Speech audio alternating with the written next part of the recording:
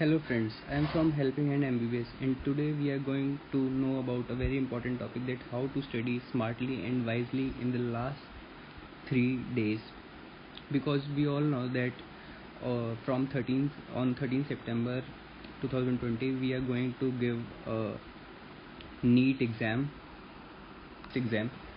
and we have to use these 3 days very wisely so that we can put our maximum output to it, because we have studied hard for the previous 1 or 2 year, and now we have to put our whole syllabus in these 3 days, and we have to revise it very wisely.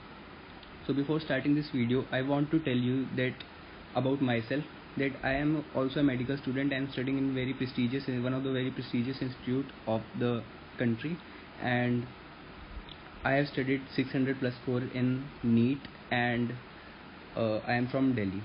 So due to some privacy reason, I can't tell you my name, but I can tell you that I scored under 1000 AIR in the NEET. So let us start with this video. These are the points which helped me through my exam, so I hope this will help you too. So let us start. First of all, the first point is that you have to study at least 10 hours per day for 3 days. That is, we have to take out 30 hours at least. So what is our first point? That do not study individual topic or subject for a day. It is very important that we should not study any individual topic or subject. That is, we have started studying the inorganic chemistry and now we are studying the inorganic chemistry for the whole day. This is the very bad approach in this last 3 days. So do not study individual topic or subject for a day. So why I am saying that we should not study this individual thing is because there is a vast syllabus of 11th and 12th and the 3 subjects. So we have to revise the maximum so that we can do the maximum in our full syllabus exam, that is next. And there will be only few questions, that like 6 to 7 questions from inorganic chemistry, and if you spend whole of the day on the inorganic chemistry, it will give you the most dangerous effect in the exam. So do not study the individual topic or subject for a day. So what should we do is that we should practice the sample papers, at least 6 to 7 sample papers in these 3 days. So minimum 2 sample papers per day. So you have to do 2 sample papers per day. What is the benefit of doing sample papers is that there are 2 benefits, first and second. The first benefit is that doing sample paper will familiarize you with the exam pattern, that is how to do questions in a proper way, like how to attempt, which subject we should attempt first, which subject we should attempt second and then third. So it will help you familiarize with the pattern of the questions. And the second thing which it will help you is that by doing sample paper we can cover maximum syllabus and can find out our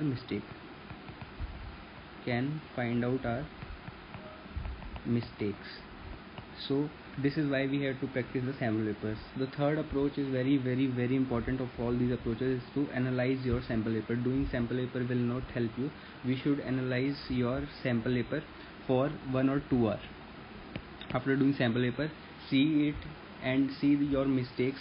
Try to segregate your mistakes and see that which topic you are weak in, and see the things you have forgotten, the formulas you have forgotten, so that you are unable to do the question, or the fact you have forgotten. Go to that fact or formula and revise it and study them. So this approach is very important, that you should analyze your sample paper. So now next approach is that do not approach the new sources for study. Follow from what you have. You definitely have studied the last 1 or 2 year from some sources, so stick on that and do not go to new sources and do not go on to the new material. What you have studied was sufficient for the exam, but we just have to revise it very wisely and put it on in our head so that we can do the questions in the next exam. So this is our fourth approach, that do not approach new sources. The fifth is that revise the mugging up topics at last days. That we all know that there are some fact-based questions like orders in inorganic chemistry, like acidity order or basicity order or different orders. So these are the mugging up topics you have to do the last day of your exam. So revise the mugging up topics last day. And the sixth is that go once through the NCERT bio diagram.